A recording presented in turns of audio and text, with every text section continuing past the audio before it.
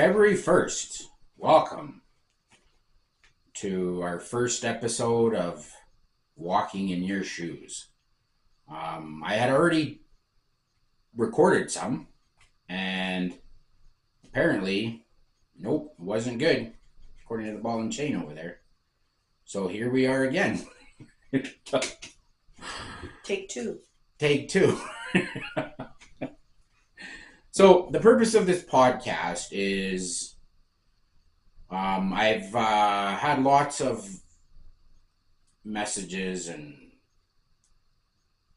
texts asking, now that we're involved in church and going to church regularly, why, and especially why Truth Church? Because a lot of people, a lot of friends that we have that used to go to church know how I felt about Truth Church, and I just wanted to let you guys know. By the way, my name is Jose Cabrera. My middle name is Antonio, so hence the Tony. If you hear Tony, that's me too.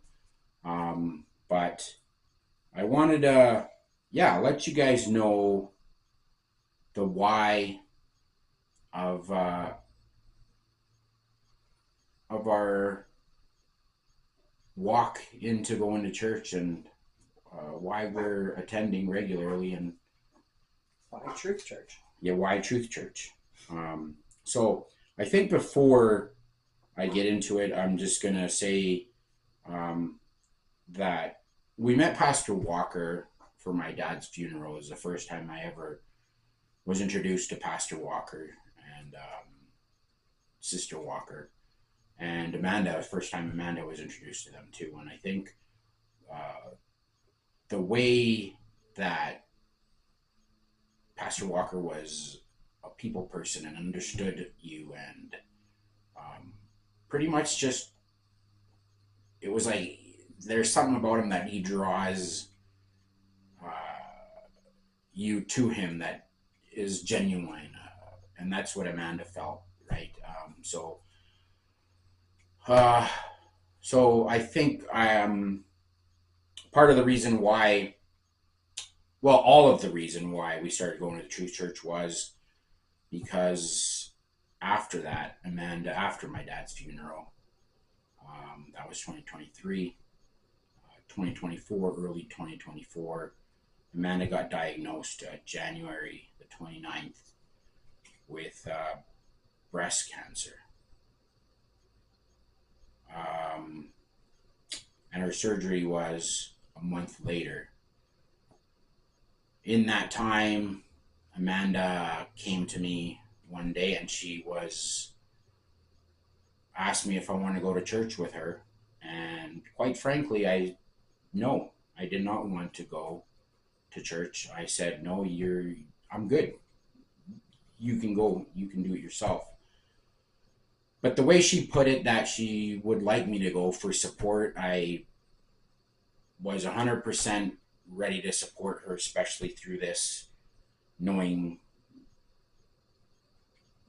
I saw my mom, how my mom supported my dad through everything once we found out my dad had cancer, because we didn't know with my dad for the longest time. But I wanted to support Amanda, and so got ready. It was, if I remember correctly, it was a Sunday morning. The first one we went to was a Wednesday. It was the evening. Okay, it was a Wednesday, which is, so you can see Wednesdays, you don't really go Wednesdays for support. No, I'm kidding. But that's a Sunday. So I'm kidding. You can go Wednesdays too. But so it was, obviously it was something that it was in her to go, and she asked if I'd go with her, which we ended up going. I'm not gonna lie, I got home, I thought it was a done in one deal. I thought it was okay, good to go. We can put these casual wear, because I didn't have any really dress clothes at the time, and we can put these again away for next year or something for the Christmas party. But Sunday morning, she asked me again, or I think maybe Saturday night, maybe she asked me, and if I could go, and I said no. That was a one and done for me. I'm good. And then once again, she brought out the support. So yeah, She knows what she's doing. but so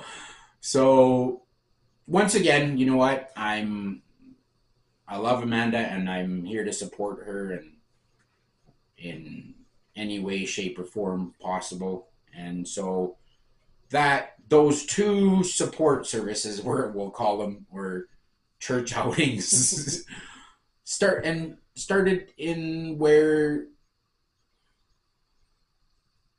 it was there was people asking her how she was doing. There was people wanting to know about her situation. There was people um, engaging with her about her situation. Pastor Walker came and talked to her. Pastor Walker said that he was going to put her on her prayer list, and every time after that, every time he saw her, he'd come and talk to her, um, and say, I'm praying for you. You're number one on my prayer list." And I think that is what got, I'm going to say Amanda, because I still wasn't there. I wasn't like, You weren't convinced. I wasn't convinced exactly. I wasn't just, for me, it was okay. I'm going to go as support. Okay. This is just a challenging for her. It's a challenge for both of us, but more for her. And it's, church makes her feel embraced, loved, and whatnot. But from there, it turned into, for her, I noticed first, it turned into actually starting to buy clothes, which kind of got me worried. Clothes that was more appropriate for church, and from there, it was for me. I think for me, it was one of the services that was preached at. I don't remember if it was a Sunday night or a Sunday morning, but I feel that it was pretty much directly for me. It was for a few people, because I saw a few of you crying and praying, but no, it was for me, and I don't know. I just could not stop crying. I could not stop asking God for forgiveness, and I could not stop praying for Amanda, and praying for my kids, and I could not stop. And it was a service that Pastor Walker, I hadn't even seen him come towards me. I was with my head down, and my face was buried in my hands, and Amanda tapped me on the shoulder, and he was reaching to me with the microphone. Oh, it was the staff. The staff, because he was saying, if I remember correctly, it was about the rod and the staff, and he was the shepherd. Yeah, shepherd. You were the sheep, essentially. But yeah, he was trying to get you back into the flock. And that he was talking about Jesus, though. Yeah. And that you weren't left behind. Yeah, that service, that sermon is what finally is like, you know what? It's awesome that people were reaching out to Amanda, and it's awesome that people were embracing her through her pain and through the struggle and through the whole cancer situation. But at some point, I think there was something that just broke and gave away. Not only that, every time that Amanda would want to go, she'd say to me, "Are you coming?" and I knew the support thing, so I would just automatically sign myself up. But one thing that she pointed out that I hadn't seen was she said that every time I went, that I'd leave my stresses behind. Yeah, you'd go in with the weight of the world and all of the burdens that you were carrying, all your stress, and you'd leave it there. You wouldn't bring it back home with you. And I never noticed that until one. It was actually recent because the last couple months, I think, is when you said that. And I had not noticed that. And then I started to pay attention. And then, because when you go to the front or you pray at your pew, and then I would ask for help because I don't know the whole when this cancer bomb is dropped on you, and when you have children, you have kids, and you see them worried, and you see them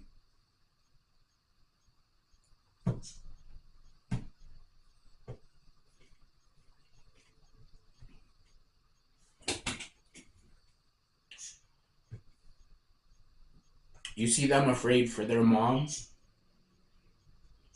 and you don't really have all the answers. You tell them everything's going to be okay, right?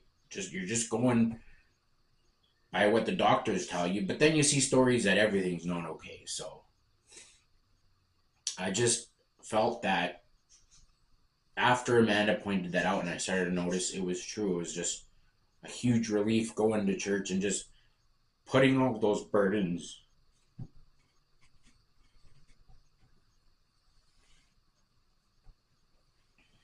and laying them at the foot of the cross, laying them at the altar,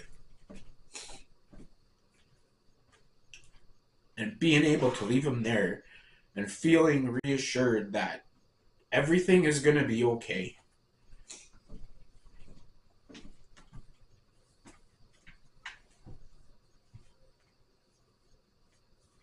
I just felt that I feel now like I don't know. I don't understand why it couldn't have been sooner. Right? It's why I couldn't have noticed it at the beginning when but It couldn't have been sooner. It wasn't the time sooner. and that's exactly how I don't know. It's kind of Pastor Walker has said it numerous times. It doesn't happen in our time, it happens on God's time. And He makes the decision as to when it will happen, and that's when it was meant to have happened. yeah, and that's true. And then once you have once your eyes are open, then you can see. But so getting to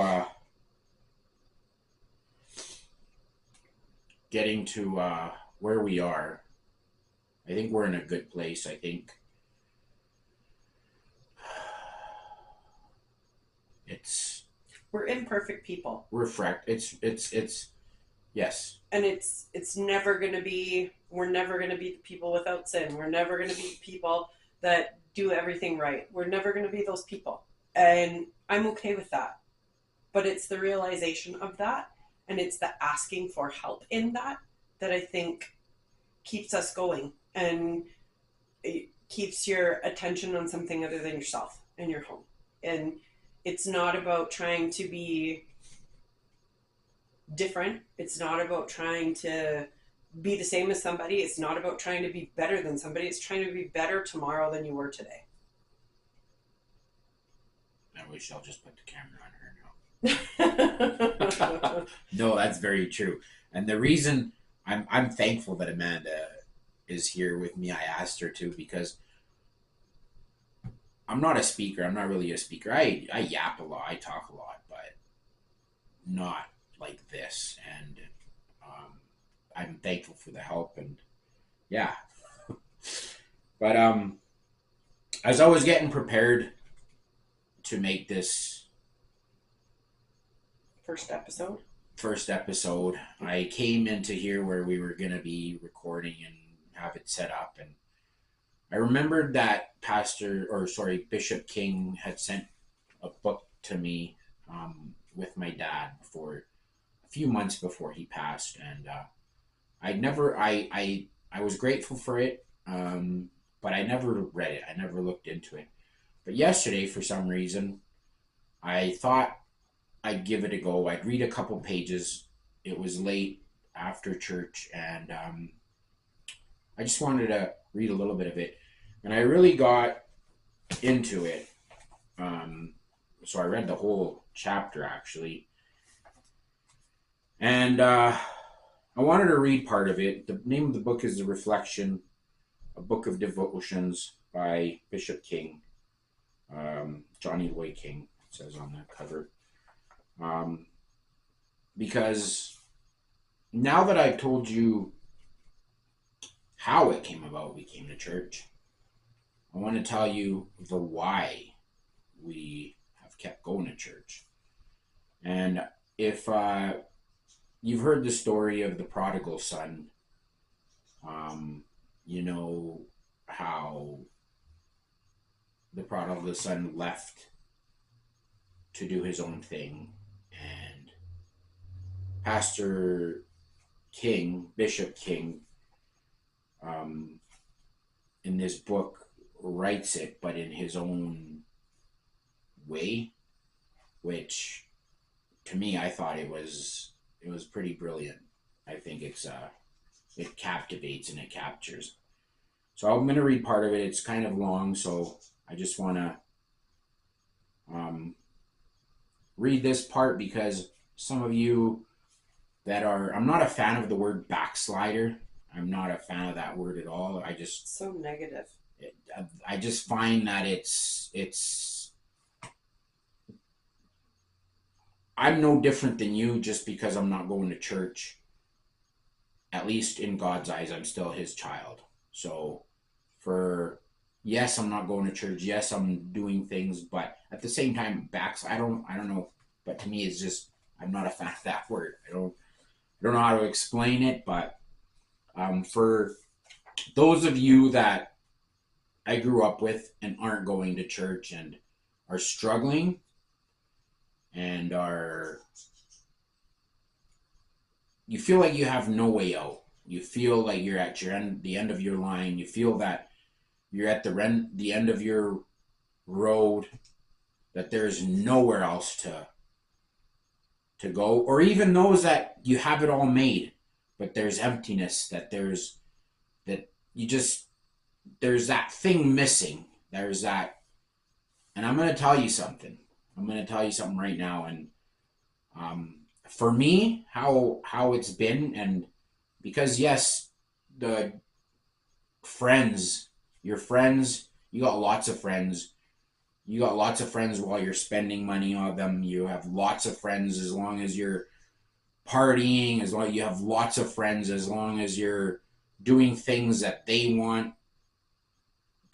Not all friends, but lots of those friends. As soon as that all goes away, those friends are no longer there. But I'll tell you one friend that I can reach out to.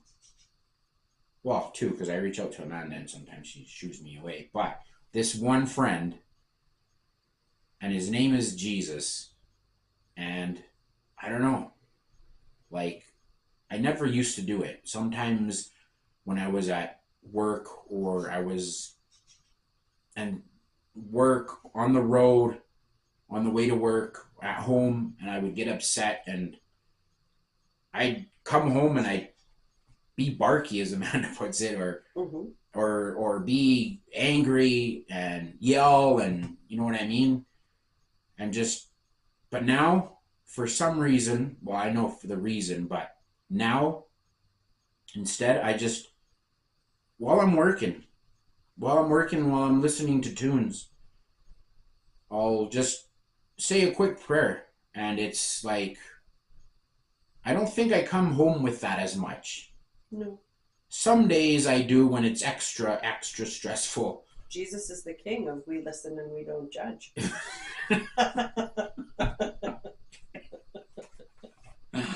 Babe, I'm trying to be serious here. But yes. But yes, so I'm just telling you that Jesus is the answer. If you're just hear me out, just give it a go, give it a try. Come to church and just lay it all down.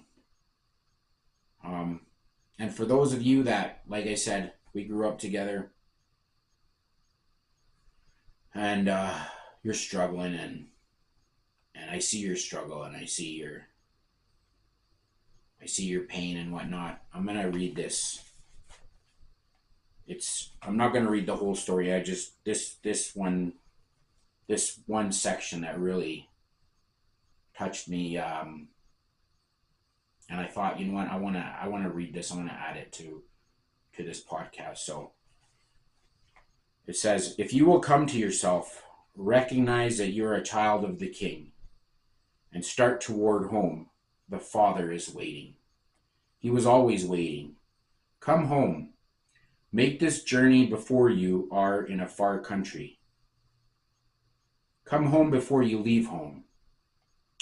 Recognize who you are and where you belong, and be grateful for the Father's house. See Christ in you, the hope of glory. Don't seek to establish your own identity separate from your Father. Be content for others to see Him in you. This is the goal. This will bring complete fulfillment. Your true significance is not in independence, but in submission. If you are home, stay home. If you are not home, come home. I'm just going to break in there because a lot of you that used to go to church, used to go to Truth Church, know that feeling when you come home, when you come to church. And sometimes you might not see it. You might not see that, like I did not see, that I was leaving the weight of everything there. But a lot of you have felt that weight come off. So if you are not home, come home.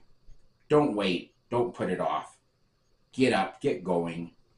Do something right now, even before you lay this book down. Make a phone call.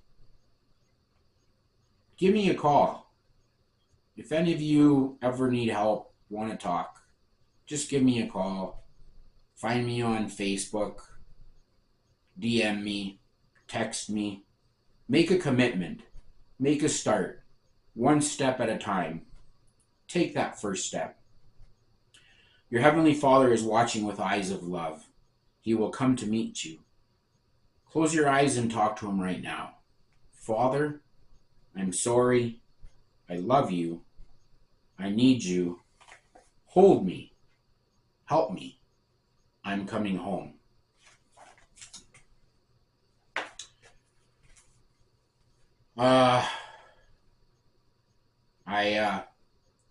This is my invitation for you to come a Sunday morning, Sunday night to Truth Church. Online if you don't want to come in person. Online, that's right.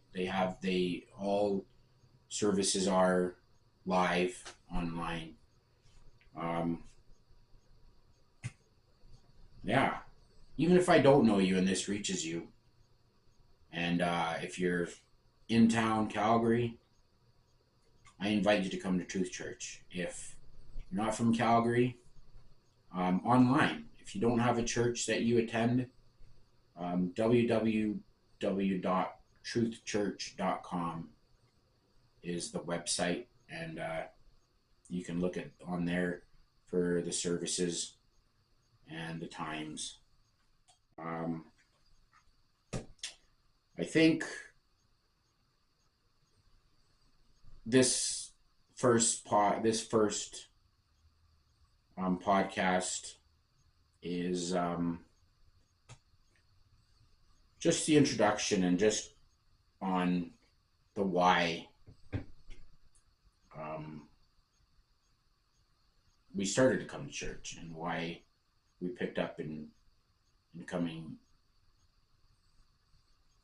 regularly to church.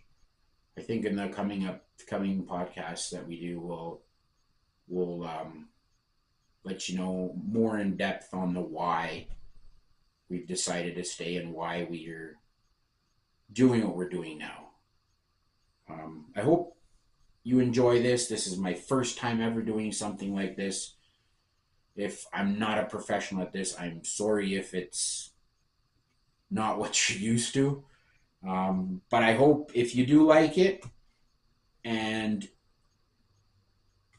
you enjoyed it, let us know.